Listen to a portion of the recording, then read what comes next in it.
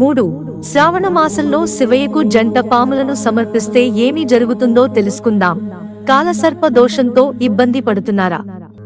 శ్రావణ మాసం హిందూ మతంలో ప్రత్యేక ప్రాముఖ్యత కలిగినదిగా పరిగణించబడుతుంది. ఎందుకంటే ఈ మాసం ఆధ్యాత్మికతకు నెలవు. ఈ నెలలో శివ భక్తులు పూజలు చేసి మహాదేవుడిని ప్రసన్నం చేసుకోవడానికి ఉపవాసం ఉంటారు. అలాగే శివలింగానికి అనేక వస్తువులను సమర్పిస్తారు. వాటిలో ఒకటి జంట పాములు. ఈ సమయంలో వెండి పాములను శివుడికి సమర్పించడం పవిత్రమైనదిగా భావిస్తారు. ఈ నెలలో శివలింగానికి వెండి పాములను సమర్పించడం వల్ల ఎటువంటి ప్రయోజనాలు కలుగుతాయో తెలుసుకుందాం. శివలింగానికి జంట పాములను ఎందుకు సమర్పిస్తారంటే, సాధారణంగా వెండి లేదా పంచలోహాలతో చేసిన జంట పాములను శివలింగానికి సమర్పిస్తారు.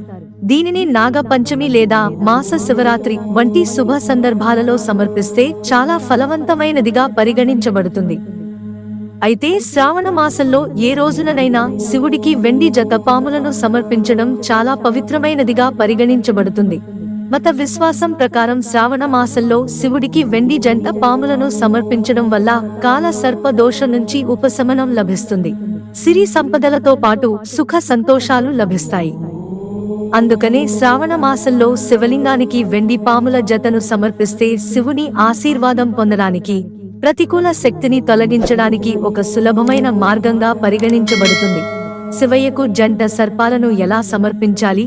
శివలింగానికి జంట సర్పాలను సమర్పించడం ఒక మతపరమైన కార్యక్రమం. కాల సర్ప దోషం నుంచి బయటపడటానికి, శివుని ఆశీర్వాదం పొందడానికి వెండి జంట సర్పాలను శివయ్యకు సమర్పించడం జరుగుతుంది. వెండి లేదా రాగి పాముల జత. మీకు దగ్గరలో ఉన్న శివాదేవాలయం దగ్గర నుండి లేదా పూజా సామాగ్రి అమ్మే దుకాణం నుంచి వెండి లేదా రాగి పాములను కొనుగోలు చేయవచ్చు. సరైన రోజును ఎంచుకోండి. జంట సర్పాలను సమర్పించడానికి నాగ పంచమి, సోమవారం లేదా శ్రావణ సోమవారం శుభప్రదంగా భావిస్తారు. ఆలయానికి వెళ్ళండి. తరువాత శివలింగం ప్రతిష్ఠించబడిన ఏదైనా శివాలయానికి వెళ్ళండి. అభిషేకం చేయండి. శివుడి పూజించండి. పాలు, నీరు, తేనె, నెయ్యి, పెరుగుతో అభిషేకం చేయండి. జంట సర్పాలను ప్రతిష్ఠించండి.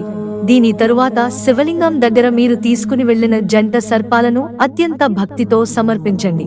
మంత్రాన్ని జపించండి. ఈ సమయంలో ఓం నమః శివాయ లేదా ఓం నాగేంద్రహరాయ నమః అనే మంత్రాన్ని 11 లేదా 108 సార్లు జపించండి.